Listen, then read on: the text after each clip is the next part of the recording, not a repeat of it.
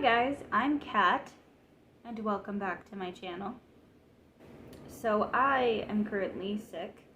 It doesn't seem like it, but I am. I just got out of the shower, so it's probably why everything's not as stuffy. But yeah, I don't know if it's COVID. I'm going to get tested for COVID tomorrow just to see. But yeah, so I'm sick, but I still wanted to make a video, and I've been actually wanting to make these videos for a really long time. I just haven't been in the right place mentally to really do it. But I decided what better time to create these videos than when it's spooky season. And also I don't have a lot of energy right now, so it won't take too much energy. So this video today is going to be about one of the Ed and Lorraine Warren cases. I've been wanting to do videos about the Warren cases for a really long time. And since I'm sick and at home, I decided I would take the time to do the research and actually type it all up. Before I get started, I did want to set an intention beforehand, simply because Ed and Lorraine Warren dealt with a lot of really spooky, dark, demonic things as they were investigating. And I would like to set an intention before I get started, just so that I'm as safe as possible and so nothing gets invited in or connected to me. So a friend of mine who is a practicing pagan told me to light some incense while making an intention, so that way I could just kind of try to create a safe space. So I have my frankincense and myrrh incense and my pumpkin thing. So while I set this intention, I just want to say it means no disrespect. I mean no disrespect to any otherworldly creatures or people that are in different spaces of life and death. I had a lighter. I don't know what I did with it. Oh, there it is. But it's all in positivity. It's all in good, positive health. It is purely meant for entertainment and education. I find these cases very, very interesting, but it means no disrespect. I do not want to create any negativity or any connections that are unwanted. So my intention is purely educational and entertainment and with respect. I appreciate anyone that allows me to speak this story without any ill intent. Thank you, and I respect you and appreciate you. I'm gonna set this over here next to me just so that I'm in this smoke. So if you see smoke, that's why. But I asked her, my pagan friend, her name's Angie, and she's one of my really good friends, one of my best friends actually, and she's a practicing pagan, and I wanted to reach out to her and ask her what I could do just to make sure that I keep my home space clear and safe, but also keep me clear and safe, especially since I'm sick, and stuff. My mental and physical ability to protect myself is a little low right now. So I wanted to ask her what I could possibly do, and she said, just to make sure that I'm as respectful as possible and I set as good of intention as possible, and stuff like that. And she also told me she can help cleanse me in my home if I need to. So it's really cool having a friend that is a practicing pagan. But I just like to make sure, especially when I talk about stuff like this, because as you guys have known, I've talked about stuff like this in the past, and typically when I talk about stuff like this, things happen more often, and I've had negative connections happen because of it. A lot of that was because I wasn't setting the right intention to tell these stories, and I need to start doing that more because it's better to do that. So yeah, so hello kitty. Do you want to come join me? You can lay on my lap while I tell the story. And also, a lot of people have told me that, like, you know, cats are like otherworldly creatures, and they can, like, tell you if there's something negative in your space. And I've got two, and I think they're beautiful, and they have some of the best energy, so they certainly keep me more balanced. So yeah. So before I go on a tangent or anything like this, I'm going to be talking about the Amityville Hauntings, which is one of the most popular cases that Ed and Lorraine Warren did. I believe it probably put them on the map and made them more well known because of these hauntings, and then of course all the other cases that have been made into movies and books and have been talked about a lot. But I wanted to start with this one because this one, in a sense, called to me. Because I was looking through all the cases trying to decide which one I wanted to talk about first, and this was the one that just like I kept thinking about, so I decided, okay, we're gonna start with this one. It's very interesting because it has a lot of different aspects to it, a lot of speculation, and a lot of mystery is behind it that has never been, no answers have really been given, and no answers can be given because no one's going to actually know what truly happened in that house, which I think gives it a whole different kind of energy because we're never going to know the actual answer because we weren't there, and for other reasons that we'll get to. So let's get started talking about the Warren cases, the Amityville Haunting. I have very hot peppermint tea that's steeping and cooling down because my chest hurts and so does my throat, so I'm hoping this will help. But I need to let it cool before I drink it. So before we talk about the Amityville Hauntings, I wanted to talk to you a little bit about Ed and Lorraine Warren first, just so that we can get to know these people who are really well known for a lot of these cases. I wrote a whole bunch down on my laptop just so that way I don't misinform anything. So if I'm looking down, it's because I'm looking at my computer. So Ed and Lorraine Warren were paranormal investigators, probably some of the most popular paranormal investigators in the world. And what's really cool is, and really interesting, is they used to collect relics and pieces from their cases and keep it in a specific room, which is terrifying but also super interesting. I've always thought that I'd wanted to go to like Zach Bagans' museum in Vegas or see some of the artifacts that Ed and Lorraine Warren have, but at the same time, I believe with my entire chest and body that I'm someone who's kind of more sensitive. I did a video about being empathic, and I do think that I am that and that I'm more sensitive to some things more than other people are, and I'm worried. It makes me nervous in my gut and in my soul to go to places like that because my intuition tells me that it's not safe for me. So it's kind of one of those things where when you're interested in the spooky side of things and you want to get to know about it, but at the same time your part of you is telling you maybe don't. It's like one of those dualities. But Ed and Lorraine Warren were paranormal investigators. Ed was a self-taught and professed demonologist, author, and lecturer. And Lorraine was a clairvoyant and was said to be a light trance medium. For those of you who don't know what a demonologist is or what demonology is, I actually copied and pasted this off of Wikipedia so I didn't say wrong, but demonology is the non-specific study or non-scientific study of demons or beliefs about demons and the hierarchy of demons. They may be non-human, separable souls, or disincarnate spirits which have never inhabited a body. And then I also wanted to talk about clairvoyance and being a medium, so that way we all know what those things are, so there's no confusion. Clairvoyance is the claim that it's the ability to gain information about an object or person or location or physical event through extrasensory perception.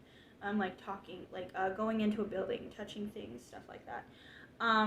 Any person who's claimed to have such ability is said accordingly to be a clairvoyant, one who sees clearly. So one who can see things that others can't. And then a medium is the practice of perpetrating or mediating communication between a spirit and the living, someone who can connect to different parts of, I would say, dimensions or universes.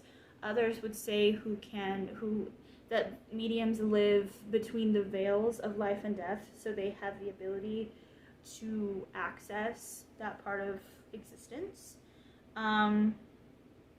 Practitioners are known as mediums or spirit mediums. There are different types of mediums or spirit channeling, including like seances, tables, trances, Ouija boards, stuff like that. And I actually wanted to share some really interesting information that I found on Wikipedia. So a lot of people believe that the psychic ability it's worldwide and very, very widespread. Even though there's no actual evidence that this actually exists, a lot of people believe that it does. Scientific researchers have attempted to find the validity in these claims, and have had experiments have been undertaken by the British Psychological Society that led to the conclusion that the test subjects demonstrated no mediumship ability.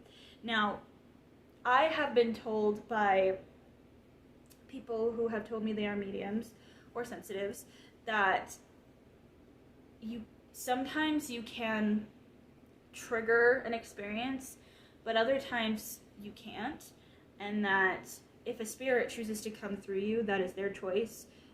You can talk to them and ask them if they want to come through you, but you can't make them. So when I hear about like a scientific experiment of trying to figure out if someone is a medium, it's one of those things, probably just like being a clairvoyant, where you can't force it if it's not going to happen.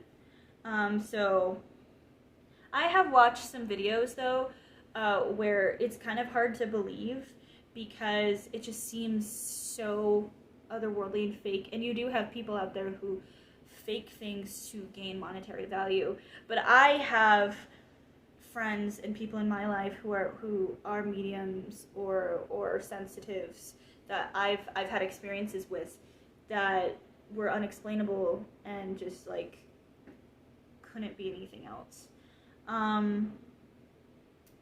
Mediums actually gained popularity in the 19th century, especially when Ouija boards became used by the upper class for like entertainment, which is insane to me. A lot of investigations at the time showed more fraud than anything else.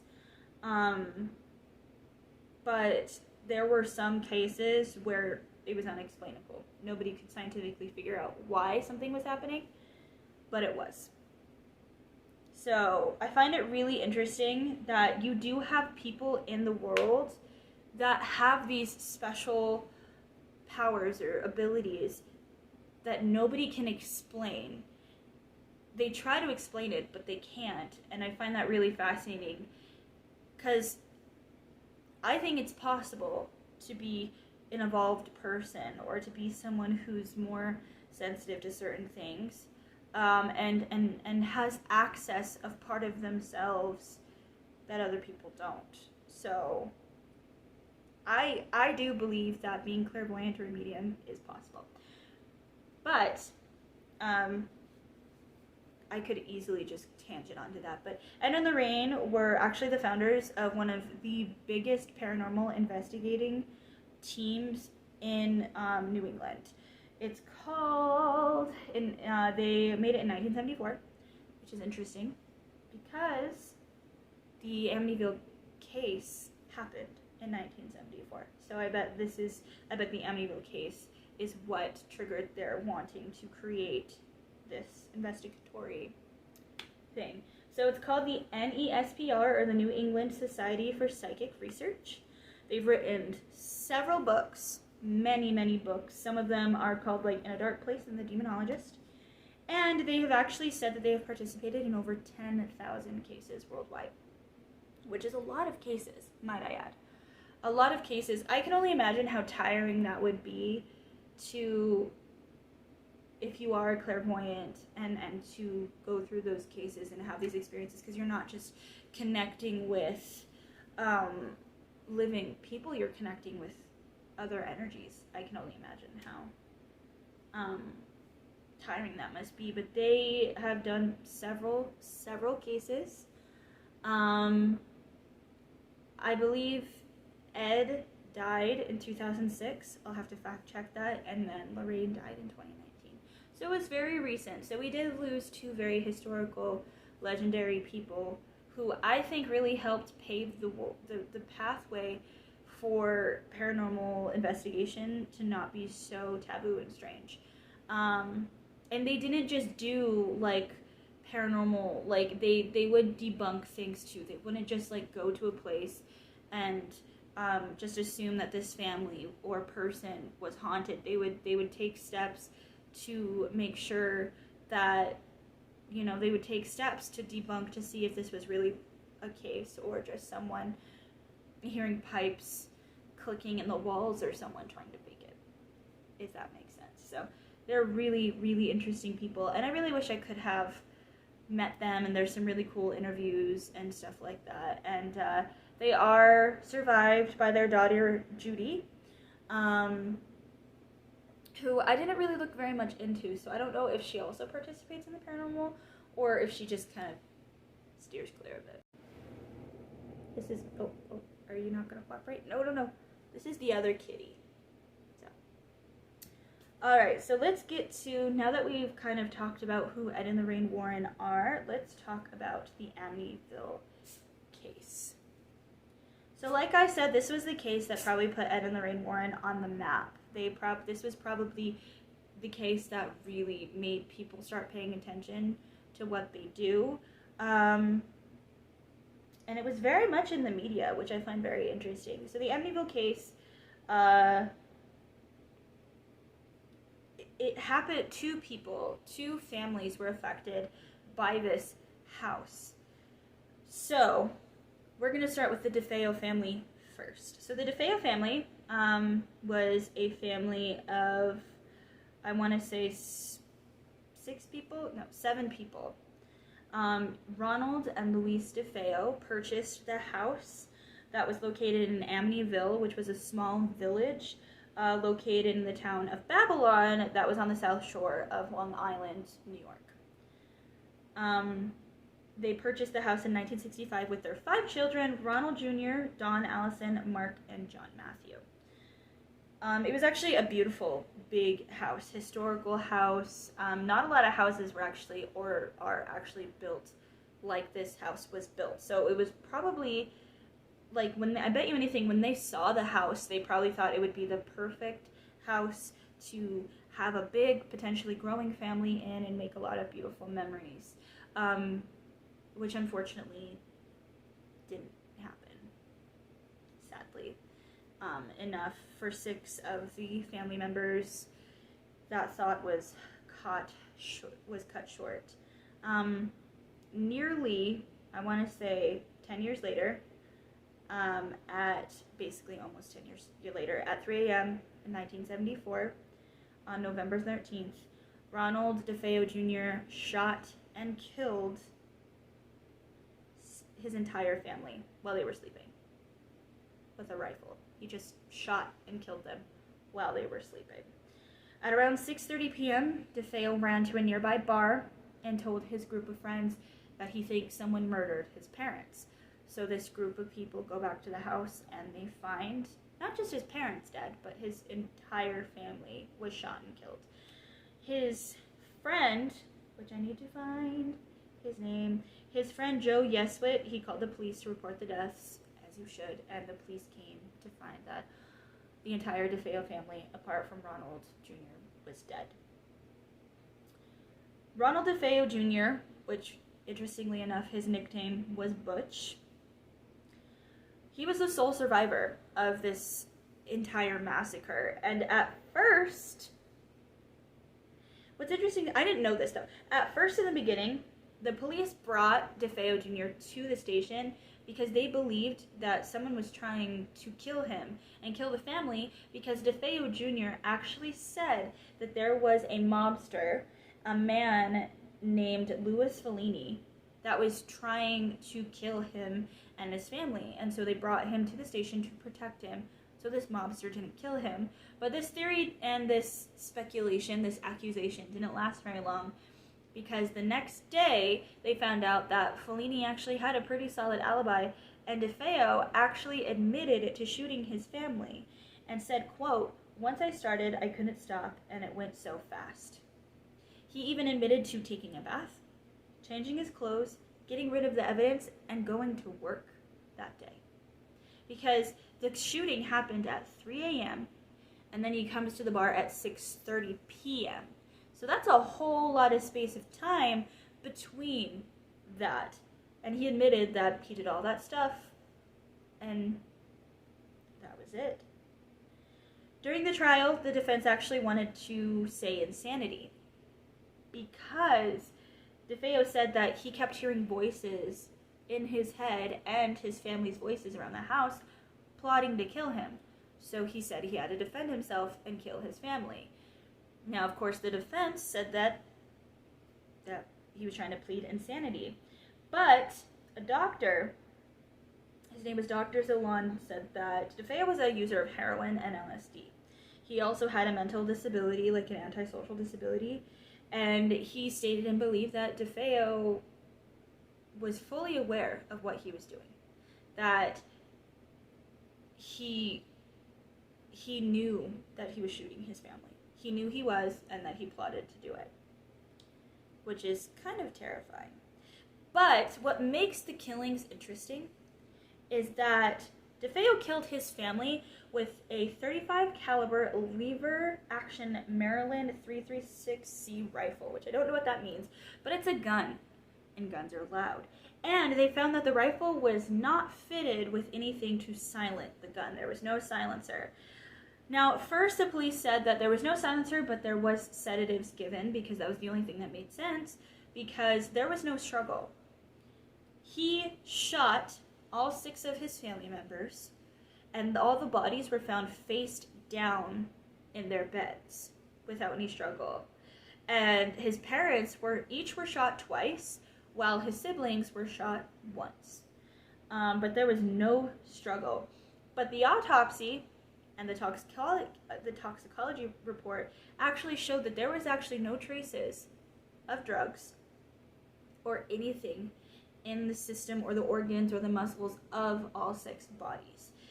Now, Defeo did say he did drug his family, but the autopsy obviously proved that he didn't.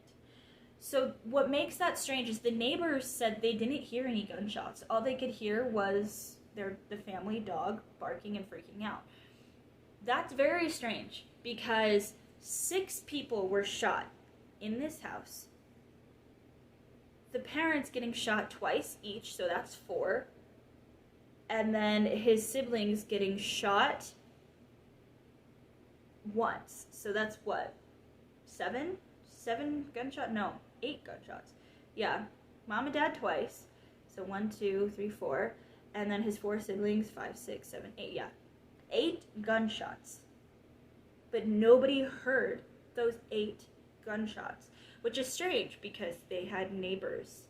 So unless his neighbors slept so deep that they didn't hear 8 gunshots, that's really weird. That's really, really strange. And even the media and the police thought that was weird, because why wouldn't you? He was charged for 6 counts of second-degree murder and 6 sentences of 25 years to life. So he was not getting out of jail. There was no way he was getting out of jail. But what I found really interesting as I was reading this is that Defeo changed his story several times throughout the years. It wasn't consistent. He wasn't consistent. When he first got caught, when he was first brought to the station, he first said that that Fellini was trying to kill him and his family.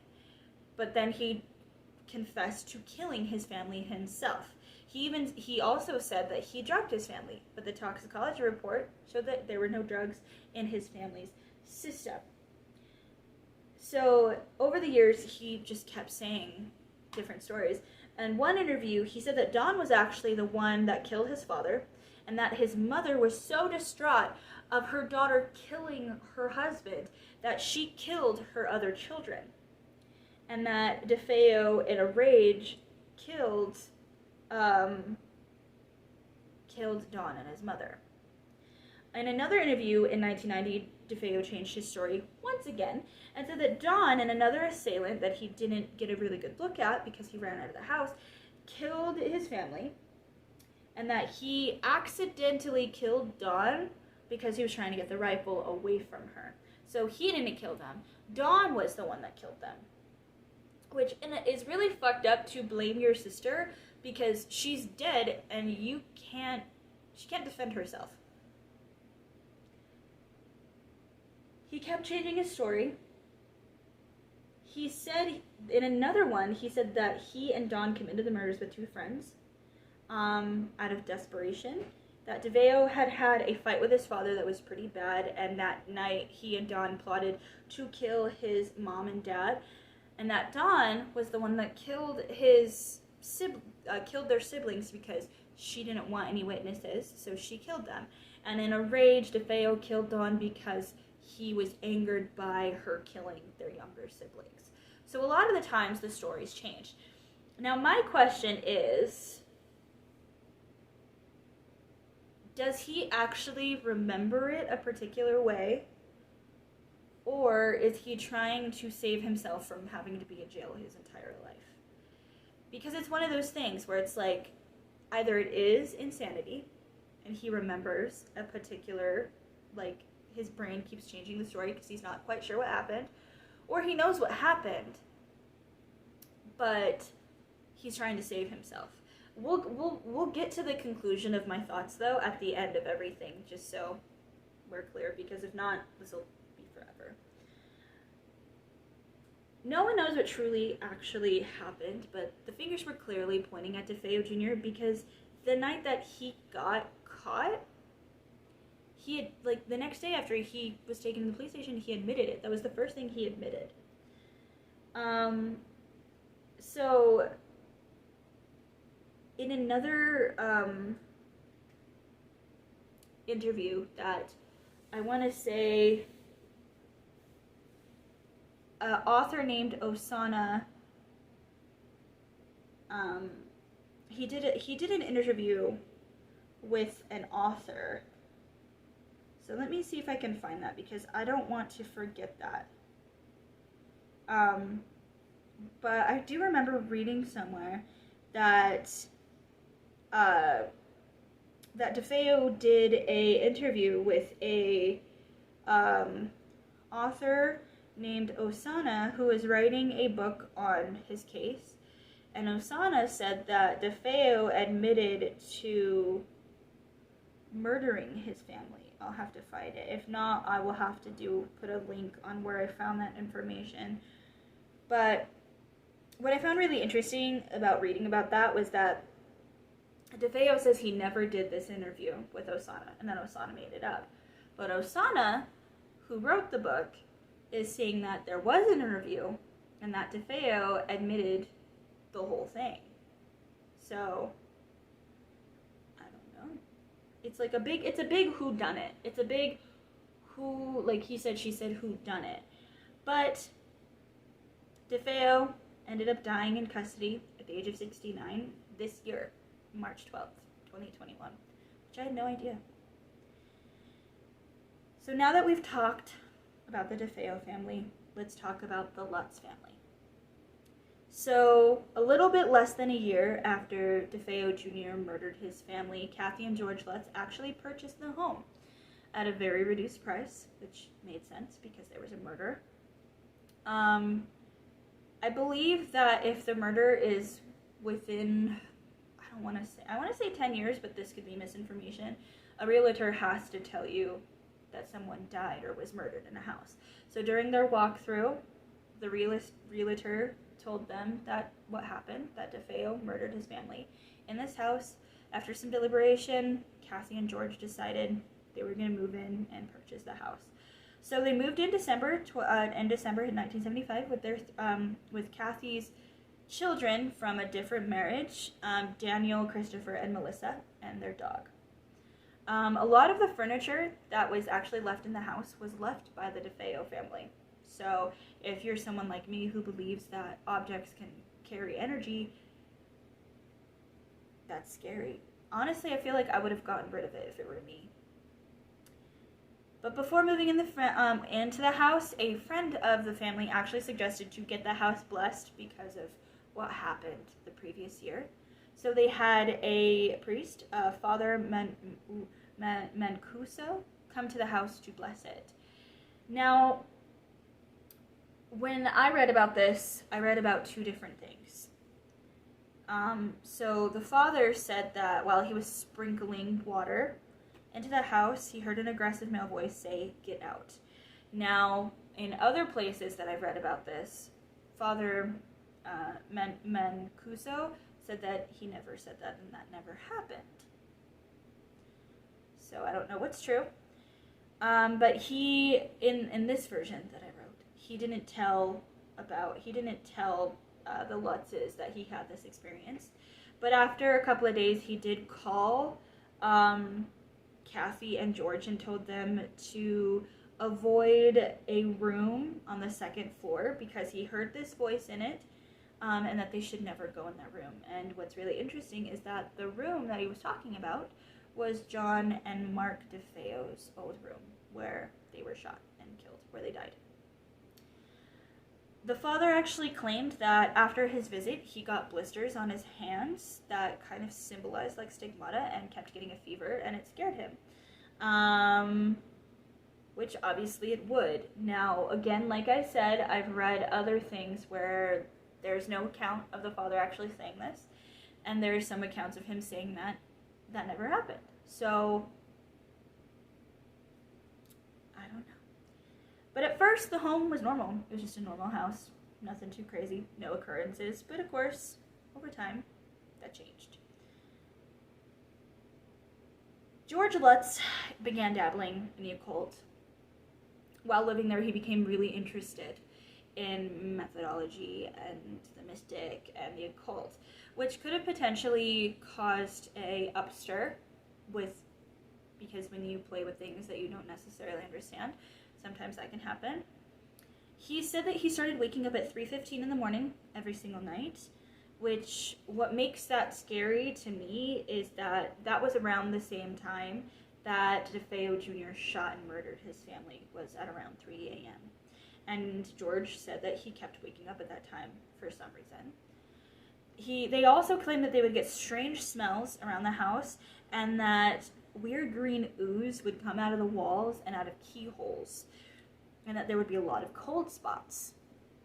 Now, the moment I started to get up every night at 3:15 in the morning, I would be concerned, especially if I knew that that was around the time that Defeo Jr. shot his family.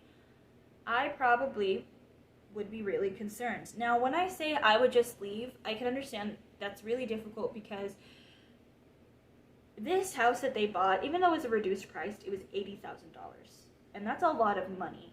And so spending $80,000 in a house for your family, you probably just couldn't up and leave.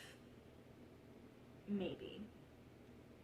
I don't know. But there were a lot of, they had a lot of other claims that the nearby garage door would open and close on its own, that an invisible spirit would knock, like a knife would get knocked to the floor a lot, that a pig-like creature with red eyes would stare at George and his son from the window, George waking up to Kathy levitating off of their bed, and their sons Daniel and Christopher also levitating off of their bed.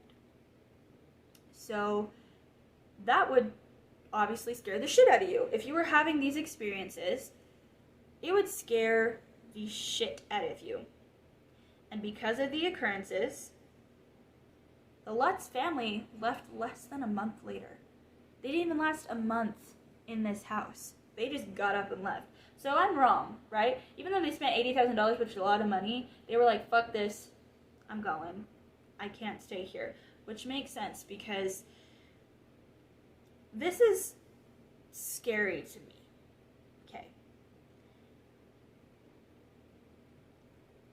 if there is something in that house that is influencing the head of the house or the male party of that house, and it influenced Defeo Jr., who's to say it wasn't trying to influence George Lutz to do the same thing Defeo did by waking him up and making him see or hear things that were making him go crazy. So it's actually probably quite lucky that the Lutz family left when they did, because there could have been a chance that whatever influenced Defeo would influence George to do the same thing. A lot of people, though, who heard the story believed that it was a hoax. They didn't believe it. A lot of people believed that the Lutz and the Warrens were making these claims because they wanted to make money, and they wanted to write books, and they wanted to profit off of everything. Even though Ed and Lorraine, who went into the house and had some experiences, and Lorraine had some experiences of her own, believe that whatever powerful entity resided in that house was trying to influence George, and not only influence George to do terrible things, but they believe that whatever darkness is in that house is actually what caused Defeo Jr.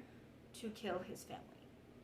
That they believe that this entity may have influenced him to lose his mind, maybe had him hallucinate hearing voices that caused him to murder his family, and they think that probably could have happened to the Lutzes as well. Now, a lot of the reason people believe that this was a hoax and that they were just trying to get money was because the Lutzes were actually having a lot of financial issues. And so they believed that this family created this plot of, what if we made a crazy haunted house and then we can monetize it. Their lawyer actually came out and said that all three of them got together over a bottle of wine and created this story to make more money. Now, Kathy and George Lutz were actually asked to take a lie detector test, and they passed it. Now, the only problem with the lie detector test is it's kind of a gray area, and lie detector tests are rarely, if not ever, used in court because they can easily be disrupted or faked or not accurate. So a lie detector test for something like this is kind of difficult because even though they might have passed, that still doesn't mean that they weren't lying. So, I mean, you can believe what you want. I wanted to look into the family after the fact because I wanted to see if maybe they talked about it or maybe if there was anything that the kids have said before. I found that one of the children, Daniel, he said that to this day he gets nightmares of the house and that it actually ruined his life. Which is crazy to me that it still has affected him so much that he still has these experiences. Another one of the kids, I want to say Christopher, said that the hauntings in the house were intense and were scary, but that the book that was created amplified a lot of it, that they exaggerated a lot of what actually happened. Daniel actually participated in the documentary My Amityville Horror, and he's actually quite adamant on saying that everything that happened and that they're saying happened. So it's one of those things where it's like they were really young when it happened, so maybe it was more intense, but also the house is actually still standing today. Its address has actually changed, and there has been some renovations. A lot of the people there that have lived in the house, some have said that they've had like small experiences, and others have said that they haven't had any at all. And this story has been the basis of a lot of books and a lot of movies and a lot of documentaries. So who's to say that this wasn't a hoax, right? Because like I said, the Warrens died, Defeo died recently, Kathy and George Lutz died recently, Well, not recently. Kathy died in 2004, and George died in 2006. So the people who had these experiences are mostly gone. So we're never going to actually be able to know the truth of what really happened. If it was a hoax, or if it was actually real. Lorraine said that the moment Ed and I went into that home, I was fearful, but I didn't know what I was fearful of. Now, to me, it's like, okay, if I knew that someone had murdered their entire family in that house, I would be uneasy too. Because I believe that houses and places and objects hold on to energy, especially negative energy, and you could feel it.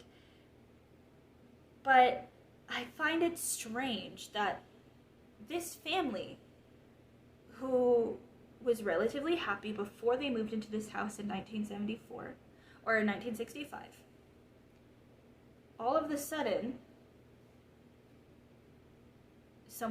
the oldest son kills his family. Now, there are some stories that say that Defeo Jr. did have some issues with his dad, and so did Don, and that it wasn't always happy-go-lucky, but, I mean, most families have problems. But it does seem like the moment that this negativity happened was in this house.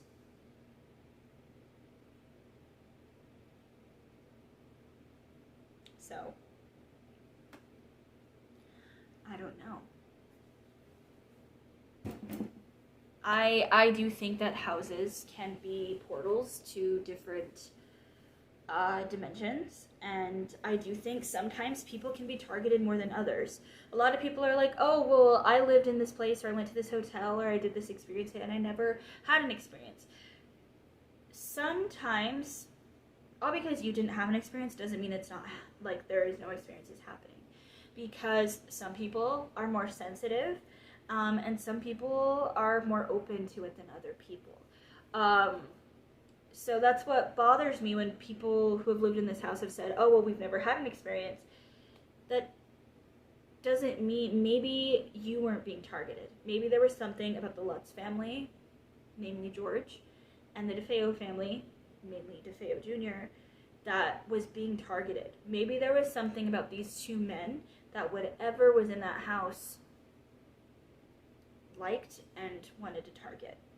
So, what do I think about this case? It's hard to say because, like I've mentioned before, I live in both worlds of I'm a believer, but sometimes I am also not. I live on a logical side as well. So if you were to speak to the logical side of me, I would say it could have been a hoax. That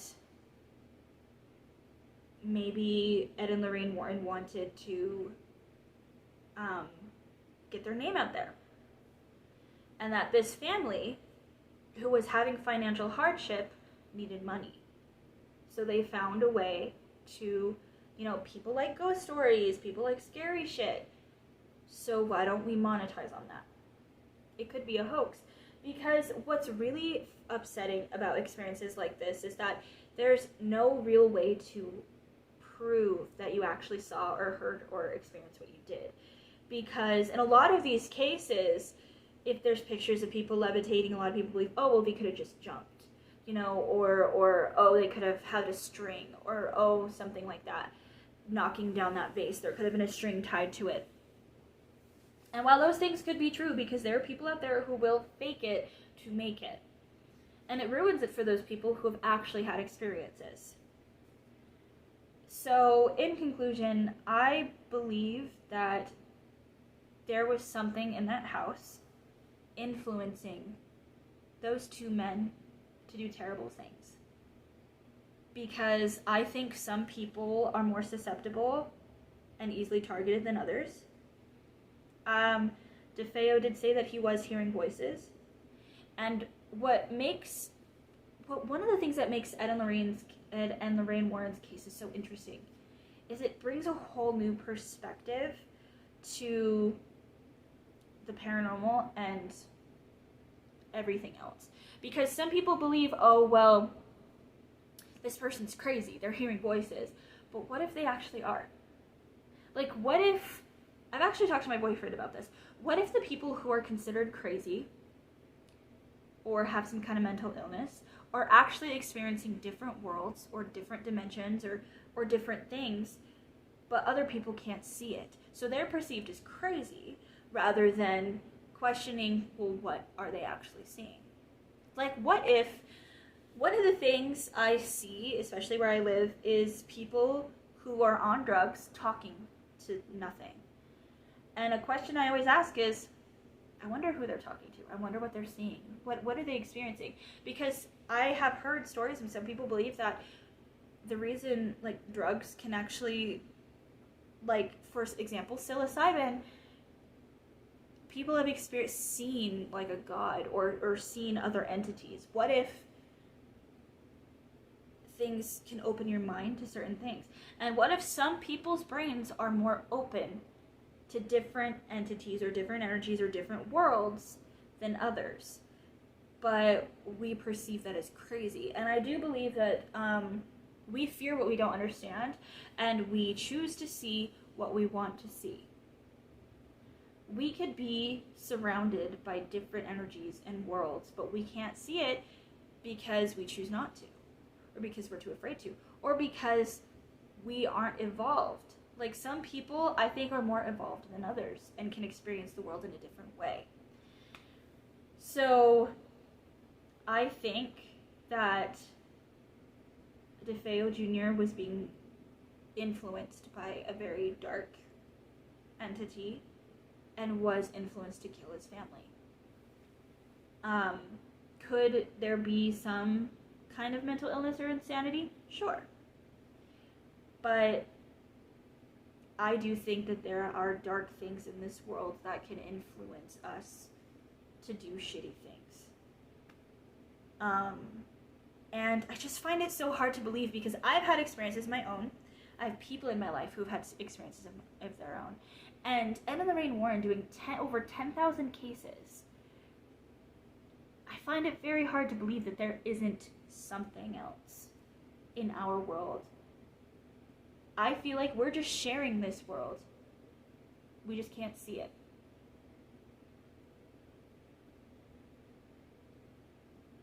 I thought I heard something. So I don't know. I have the utmost respect for it, though. I never want to be disrespectful or upset any person or anything, because I have respect for it. And that doesn't mean I want to invite anything or that I'm open to inviting anything in, because I don't give that permission. But I don't want to not acknowledge the fact that there's something else going on. And so that's basically my thoughts is, do I believe it? Yeah, I do. I do believe it. And I do feel sad for those people who have had experiences but aren't believed and just thought to be crazy. Do I think that people make stuff like this up to make money? Absolutely. Absolutely. But I've had too many experiences in my life that I can't say it's not real. If that makes sense.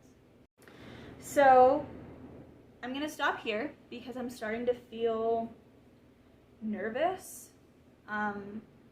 Like, if I go any further, I might, I don't know.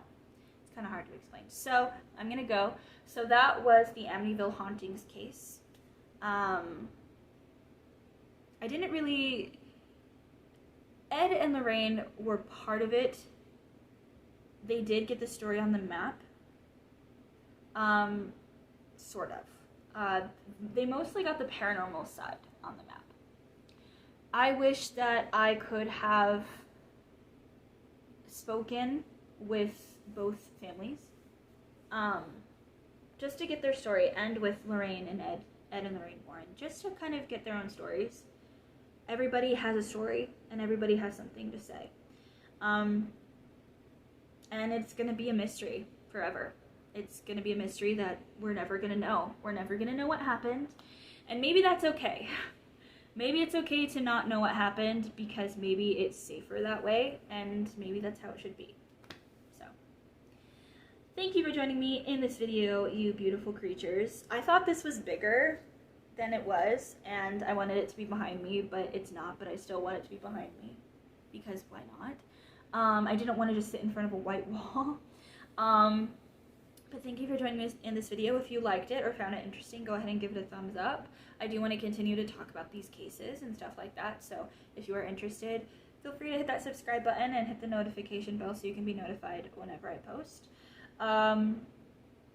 Always be sure to set your actions with intention, and never have your intention be negative, because it always comes back to you in the end. Intention is huge, and what you put forth makes a huge difference. So always be respectful and always set a good intention.